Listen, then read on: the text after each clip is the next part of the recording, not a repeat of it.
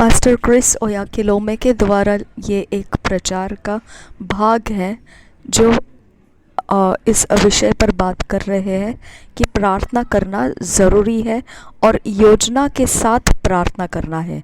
हमारे पास प्रार्थना करने की योजना होनी चाहिए। तो ये एक विषय छोटा सा भाग उन्होंने अपलोड किया हुआ है जो 12 मिनट 10 सेकंड का है। उसको मैं हिंदी में ट्रांसलेट कर रही हूँ और डिस्क्रिप्शन बॉक्स में आपको इस ओरिजिनल इंग्लिश वीडियो का लिंक मिलेगा। आप उस पर क्लिक करना है, आपको ओरिजिनल वीडियो की तरफ लेकर जाया जाएगा। हम शुरू करते हैं। पास्टर क्रिस ओयाखिलोमे क्या कहते हैं इस विषय के ऊपर। पास्टर कह रहे हैं कि हमने लोगों से प्रभु यीशु के विषय में बातचीत करना, बोलना शुरू करना चाहिए। हमने प्रार्थनाशील बन जाना चाहिए। प्रार्थना करने वाले, हमारे पास प्रार्थना करने की योजना बनाई हुई होनी चाहिए। अगर ऐसी योजना बनाई हुई नहीं रहेगी तो हम प्रार्थना नहीं कर पाएंगे। हमको योजना बनाना है प्रार्थना करने के विषयों का। अगर आपके पास योजना नहीं है प्रार्थना करने के लिए तो फिर आप प्रार्थना कर नहीं पाएंगे। ये बात पास्टर बता रहे हैं। ऐसे बहुत सारे ज़रूरत और बिना ज़रूरत के काम हैं जो आपके समय को बांध लेंगे और फिर आप प्रार्थना नहीं करेंगे। प्रार्थना बहुत ही ज़रूरी है।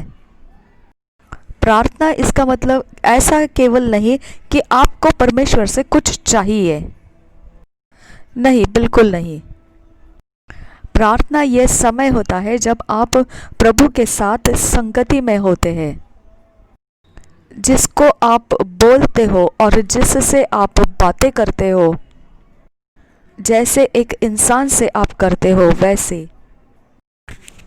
और ऐसे समय में आप अपने आत्मा में ध्यान करते हो कि प्रभु यीशु मसीह को आपसे क्या कहना है। और वो समय ऐसा होता है कि आप प्रभु यीशु मसीह के साथ बात कर रहे होते हैं और किसी और इंसानों के साथ नहीं। आप केवल उसी के साथ बात कर रहे होते हैं और आपको ऐसा समय होना ज़रूरी है और बेहद ज़रूरी है ये। और ख़ास तौर पर मसीहियों के पास इस तरह के बहुत ज़्यादा समय होना चाहिए। तो अब आपने योजना करना है आपके प्रार्थना जीवन के लिए। आपके पास प्रार्थना जीवन होना चाहिए। आपने प्रार्थना जीवन की योजना बनानी ज़रूरी है। आप किस समय प्रार्थना करने वाले हैं और कभी आप प्रार्थना करने वाले हैं। अब हर एक के पास जो फ़ोन होते हैं उसके अंदर अलार्म बजता है, तो आप अलार्म लगा के रखिए किस समय आपको प्रार्थना करना है। आपके पास ज़रूरी है ये कि हर एक बात के लिए कोई ना कोई रास्ता तो है, आपके पास रास्ता होना चाहिए। जब आप किसी बात के ऊपर बहुत ख़ास तरीके से गौर करते हैं तो उसके विषय में आपके पास कोई रास्ता तो होना ही है। तो फिर अभी से आप प्रभु से मांग सकते हैं कि आपको वो अगुवाई करे। आपकी व्यक्तिगत प्रार्थना का जो योजना बनाना है उसके विषय में आपके पास व्यक्तिगत रूप से प्रार्थना करने की ऐसी शैली होनी चाहिए, योजनाबद्ध हो जाना चाहिए। अब ऐसे भी समय है जहाँ पर सब लोग इकट्ठे प्रार्थना करते हैं, लेकिन वो अलग बात है, वो अलग बात है। आपको अपने लिए खास तरीके से अपना व्यक्तिगत ऐसा योजनाबद्ध प्रार्थना का रूप आपके पास होना चाहिए, जिसके अंदर आप अपने व्यक्तिगत रूप से आप प्रार्थना करने जाने वाले हैं। और फिर आप कभी करेंगे ऐसी प्रार्थनाएं, ये तो बहुत अच्छा होगा कि आप रोज़ के रोज़ प्रार्थना करना है। क्योंकि कुछ लोग ऐसे कहते हैं कि मैं तो रोज प्रार्थना नहीं करता हूँ, बस कभी सप्ताह में एक बार कर लेता हूँ। नहीं, आपके पास रोज की प्रार्थना की योजना होनी चाहिए। ये बहुत अच्छा रहेगा और बहुत अच्छा रहेगा ये, क्योंकि आपको सहायता करेगा। आपके आत्मा के अंदर आप होश में रहेंगे हमेशा, हर एक दिन आत्मा में आप जागृत रहेंगे, होश में रहेंगे हर एक दिन। अब आप पूछेंगे कि पासवान आप बताइए हमको कि कितने देरी तक हमने प्रार्थना करना चाहिए। ठीक है, तो ये कोई खास महत्व नहीं रखता है मेरे लिए कि मैं आपको कितने लंबी प्रार्थना कितनी देरी तक करनी चाहिए इस विषय में आपको कुछ बताऊं, क्योंकि आप ही अपने अंदर से खुद समझ लेंगे इस बात को। आपको महसूस होगा कि आप ज़्यादा प्रार्थना नहीं कर रहे हैं। आप ऐसा जानेंगे, ये इसीलिए जानेंगे क्योंकि ये एक संगति है, एक रिश्ता है। ये परमेश्वर के साथ का ये एक रिश्ता है, संगति है, और आप जानेंगे इसके कारण जब आप प्रार्थना ज़्यादा नहीं कर रहे होते हैं, तभी आप जानेंगे इस विषय में। तो अगर आप ज़्यादा प्रार्थना नहीं कर रहे, ऐसे पता चलता है आपको, ज़्यादा समय डालिए, ज़्यादा समय लगाइए फिर प्रार्थना करने के लिए।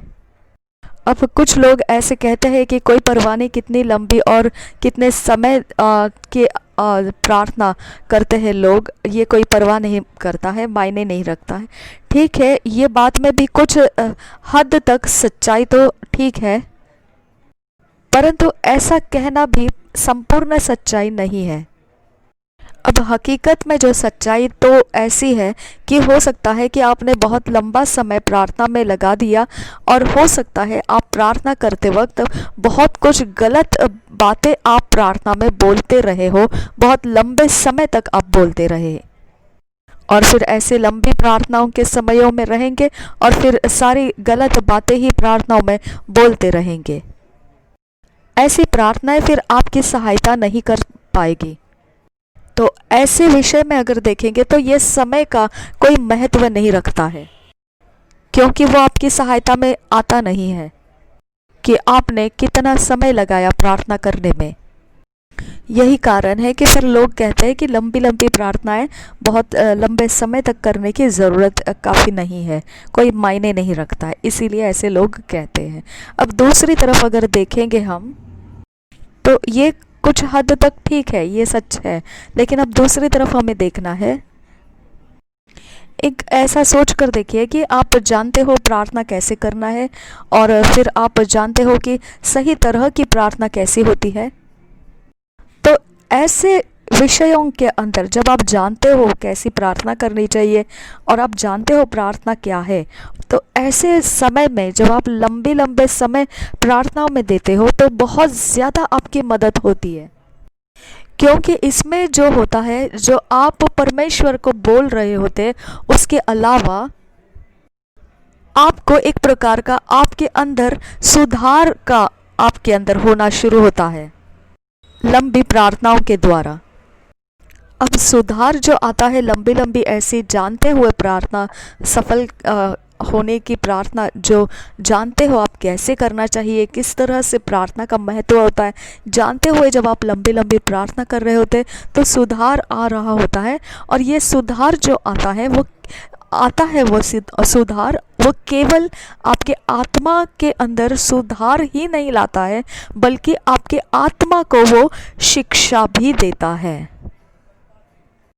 और ये जो समय होता है शिक्षा प्राप्त करने का, ये पवित्र आत्मा हमको सिखा रहा होता है, और ऐसा कोई सिखाने वाला नहीं है जो पवित्र आत्मा सिखा सकता है। कोई ऐसा नहीं है जैसा पवित्र आत्मा सिखाता है, वैसा कोई नहीं है ऐसा। और फिर जब आप प्रार्थना के जगह में होते हैं, वो प्रार्थना का जो माहौल होता है वो इतना सुंदर होता है कि एक बहुत सुंदर तरीके से वो पवित्र आत्मा को आप ऐसी अवधि देते हो, ऐसा अवसर देते हो कि वो आपको सिखाए, और फिर वो आपको सिखाने लगता है। पवित्र आत्मा आपके पास जानकारियों को लाता है। वो आपके ज्ञान में उज्जवल ऐसी बातें, जो उजियाले से भरने वाली बातें लाता है। वो आपको मार्गदर्शन करता है। मैं अगर बताना चाहूँ तो ऐसी इतनी गहरी बात है मेरे पास कि पवित्र आत्मा किस प्रकार का ऐसा सिखाने वाला है और किस प्रकार से वो हमारे अंदर काम करता है। अलग अलग तरीके मेरे पास उसके विषय में बहुत ज़्यादा मैंने प्राप्त किया है। और यही तो पवित्र बाइबल कहती है कि हकीकत में जब पवित्र आत्मा सच्चाई में हम में उतर कर आता है तो वह सब बातें हमें सिखाता है। ऐसा कोई बात उसके लिए नहीं है कि वो सिखा नहीं पाएगा जो पवित्र बाइबल में है, और ऐसा कोई विषय नहीं जो वो सिखा नहीं पाएगा। वो आपको सिखाता है और वो सिखाएगा। पवित्र आत्मा सिखाता है। तो अब जब आप प्रार्थना के समय में आते हो तो उस समय में आप अपने साथ किताबों को और लिखने की सारी सामग्री को लेकर बैठना है। मैंने तो हमेशा ही ऐसा ही करना है, क्योंकि जब भी मैं इस तरह से प्रार्थना के समय में हो जाता हूँ, उसने तो मुझसे बातें करनी है जो मुझे वो सिखाने वाली बातें होती है, और मुझे वो लिखनी पड़ती है, वो मुझे अभ्यास करना पड़ता है। और मैंने इस बात की जानकारी प्राप्त की है कि किस तरह का महत्व रखता है ये बातों का पवित्र आत्मा के साथ। मैं आपको एक छोटे से कहानी से इस विषय में बताऊंगा। एक दिन मैं प्रार्थना करता था, अपने घुटनों पर मैं था। अब ये ज़रूरी नहीं कि हमेशा ही मैं अपने घुटनों पर ही प्रार्थना करता हूँ। कभी मैं खड़े रहकर प्रार्थना करता हूँ, कभी घुटनों पर प्रार्थना करता हूँ, कभी मैं सोते हुए प्रार्थना करता हूँ, बैठते हुए प्रार्थना करता हूँ, कभी मुंह के बल ऐसे ज़मीन पर लेटकर मैं प्रार्थना करता हूँ। तो मैं प्रार्थना करने के लिए बहुत अलग अलग तरीके से, एक अलग अलग व्यवस्था से ऐसे मैं प्रार्थना करते रहता हूँ। बहुत ही अलग अलग अवस्थाओं में मैं प्रार्थना करता हूँ। कभी कभी तो मैं अपने बिस्तर पर लेटे लेटे भी प्रार्थना कर रहा होता हूँ। वो तो निर्भर करता है कि आपकी प्रार्थना हो रही है। लेकिन जब कभी कुछ खास बात हो जाती है प्रार्थना के विषय में, तब मैं पूरी तरह से उठ जाता हूँ और मुंह के बल अपने आप को ज़मीन पर लिटा देता हूँ और प्रार्थना करना शुरू करता हूँ, और व्याकुल होकर मैं प्रभु यीशु को पुकारने लगता हूँ। और यहाँ पर जो मैं बोल रहा हूँ कि मैं घुटनों में प्रार्थना कर रहा था और बिल्कुल मैं आत्मा में हो चुका था, और ऐसे समय में प्रभु यीशु मुझसे बात करने लगा और वो वहाँ खड़ा रहा था।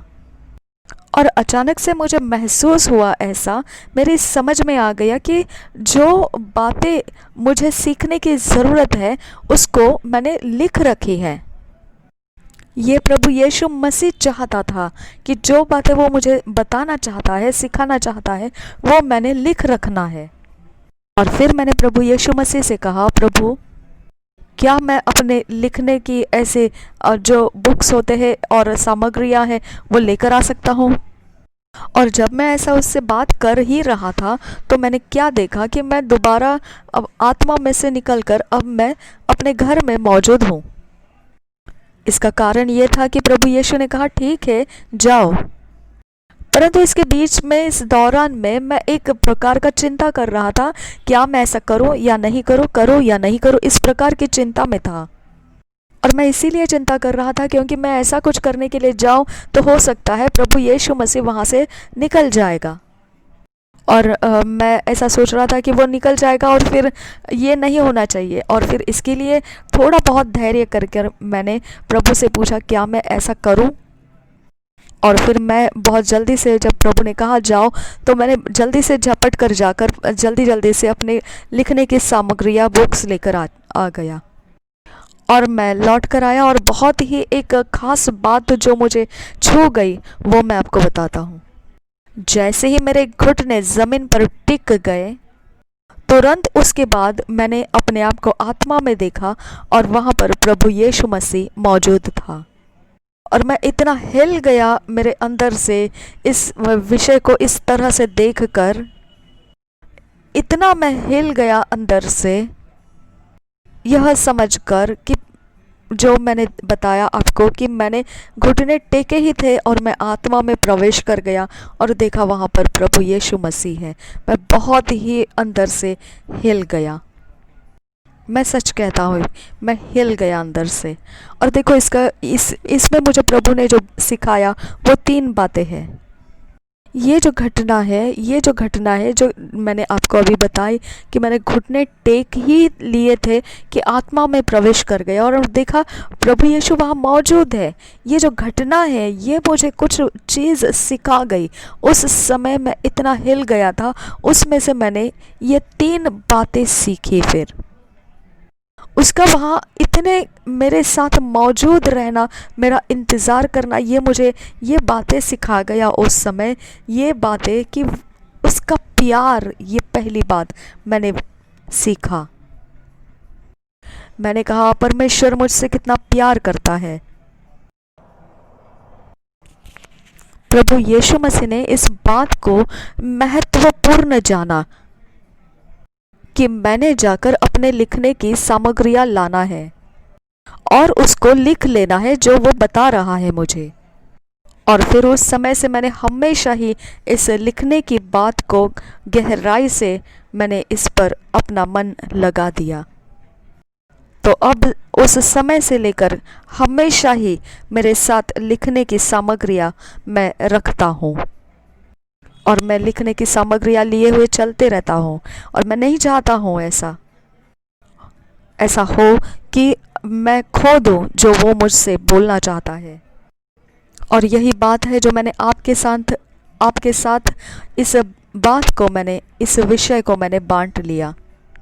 और मैं चाहता हूँ कि आप भी प्रार्थना करें और अपने साथ में बाजू में आप अपने लिखने की सामग्रियां भी रखो। हो सकता है ऐसा वो कुछ बात नहीं बोल रहा होगा जो आपको लिखने की ज़रूरत रहे, और ये हमेशा ही ऐसा और रोज़ नहीं होता है। पर जब ऐसा वो करना चाहेगा तब क्या करोगे? तो इस वजह से हो सकता है कि कभी उसको कुछ कहना है और बहुत कुछ ज़्यादा उसने लिखने के लिए दे दिया। पहली बार जब मुझे प्रभु ने कुछ लिखने के लिए कहा होगा तो वो जो कहा था बहुत ही एकदम छोटा सा ऐसा एक भाग उसने कह दिया था, वो भी बहुत सालों पहले। उस समय मेरी आयु केवल 15 वर्ष थी और मैं ऐसे ही सिर्फ लेटा हुआ था। आप ऐसे सोचिए कि बस आराम से जैसे लेट जाते हैं, मैं बिल्कुल वैसा लेटा हुआ था और अपने ही मन में मगन था। और ऐसे समय में देखिए कुछ हो सकता है ऐसा, एकदम प्रातः काल का जो 3 बजते हैं, ऐसे समय में एक धीमी सी आवाज़ मैंने सुनी। वो आवाज़ कुछ बात की और मैं बिल्कुल जाग उठा। फिर वो इतना साफ तरीके से था और ऊंची आवाज़ थी। मैंने इर्द गिर्द देखना शुरू किया, वहाँ पर कोई नहीं था वहाँ पर। फिर तुरंत ही मैंने उठकर अपनी बाइबल को लिया। पहले ही पन्ने पर मैंने उसका जो कहना था उस बात को लिख दिया जो मैंने सुना था। और फिर मैंने प्रार्थना में समय लगाया थोड़ा, और कुछ समय तक मैंने प्रार्थना की। और वो जो मैंने लिखा हुआ जो था वह प्रभु ने मुझे दी हुई सलाहें थी। और ये आज के दिन तक उसको लिए हुए चल रहा हूँ। और फिर मैंने वो लिख रखी थी और फिर मैं सुबह उठ गया और दोबारा उसको लिखी हुई बात को पढ़ने लगा और समझने लगा।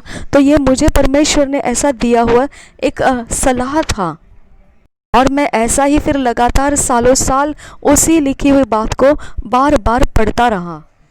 और अभी तक तो ऐसा हो चुका है कि उसको मैंने खोलकर पढ़ने की ज़रूरत नहीं रही, क्योंकि वह अब मेरे अंदर बस चुका है। और मैं वैसे ही अब जीता हूँ जैसा उसने मुझसे बोला था उस समय, जिसको मैंने लिख दिया है। जो पवित्र आत्मा है वो सच्चा है, और वो बहुत ही सच्चा है हमारे जीवन में। इसीलिए जब भी वह कुछ देता है आपको और बोलता है आपसे कुछ भी, तो बहुत ही ध्यानपूर्वक और गौर से उसे अपने लिए लीजिए। अगर आपने उससे बहुत ध्यानपूर्वक गौर से ले लिया तो वह आपसे बातें करेगा, वह आपसे बातें करेगा। धन्यवाद हो प्रभु यीशु, महिमा हो परमेश्वर की। आगे बढ़कर अपने आप परमेश्वर को धन्यवाद कीजिए।